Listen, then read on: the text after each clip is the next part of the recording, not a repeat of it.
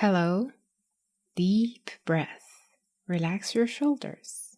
It's all okay. We are just having a chat, and it will be easy. I promise.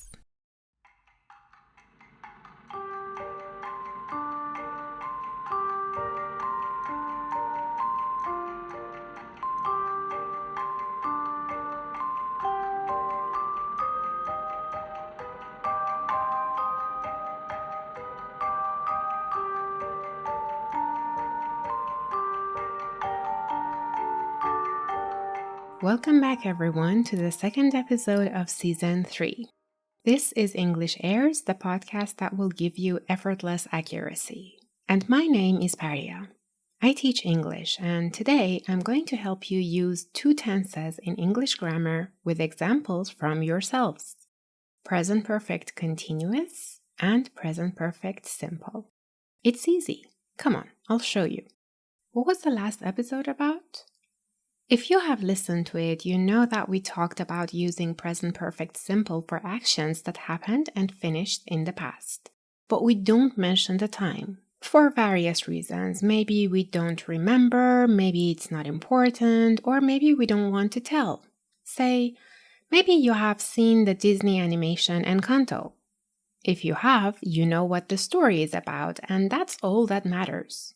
Oh, and by the way, I'm running workshops on the songs, so don't forget to check the website for more details. Back to the topic. Again, if you have listened to the previous episode, you know that we use present perfect continuous for situations where something has been repeatedly happening until now, or someone has been doing something repeatedly until now, and it is not finished. It's still happening. You also know that I promised to tell you more, that sometimes, depending on what you want to emphasize, you can use either form. You know all of that if you have listened to it only once. If you did it this morning, 2 weeks ago, it does not matter. On the other hand, if you have been listening to it, if you have repeatedly listened to the episode and tried to answer the questions, you are more fluent and hopefully more confident in using these forms, right? And that right there is where we can use either. Let's think of more examples so that you can fully understand this. I want you to think about yourself. Things you can do, experiences that you have had or haven't had. Can you read and write? Of course you can, because you have been to school. Do you know what camel milk tastes like? Well, I do. I have tasted it. It's not much different from cow milk, just a little more watery. Do you know what frog tastes like? I don't. I've never tasted it and I don't think I want to. So, I'm going to give you some time to think and give me 1 or 2 examples like this. Go on. I want to hear.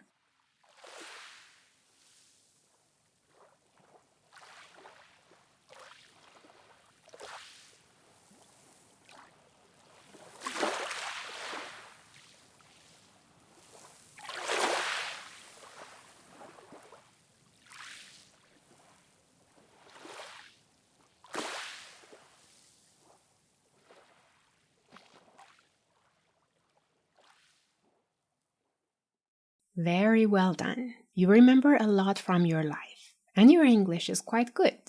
How do I know? Because we are almost halfway through the episode. When a podcast is too difficult, people usually stop listening to it. So, if you're still here, your English is good. And why is it good? Because you have been working on it.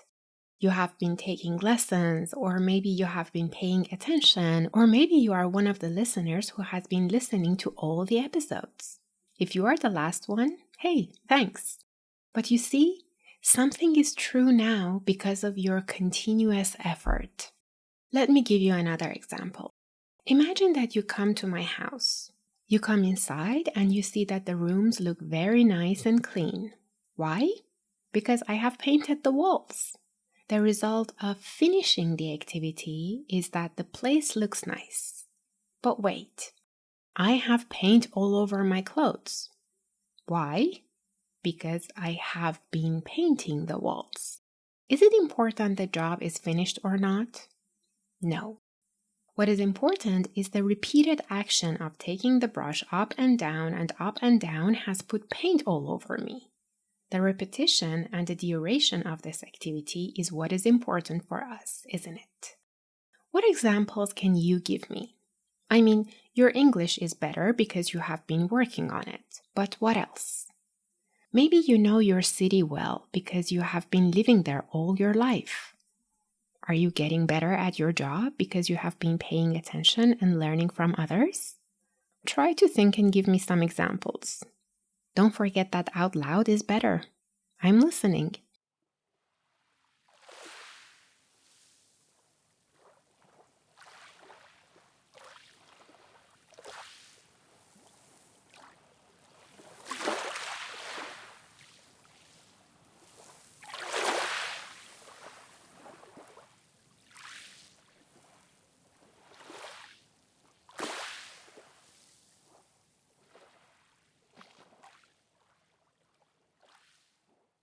Fantastic. You came up with interesting examples.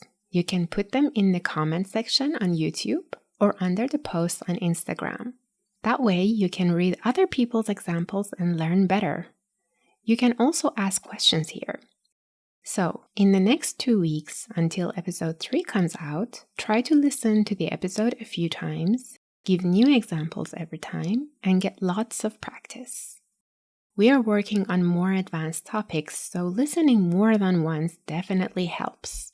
We can bring this episode to an end now.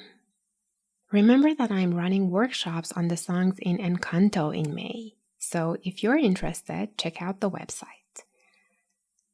And watch it even if you don't want to participate. It's pretty good. And thank you for introducing the podcast and the YouTube channel to others. We are reaching more and more people, and you are helping. Paria out.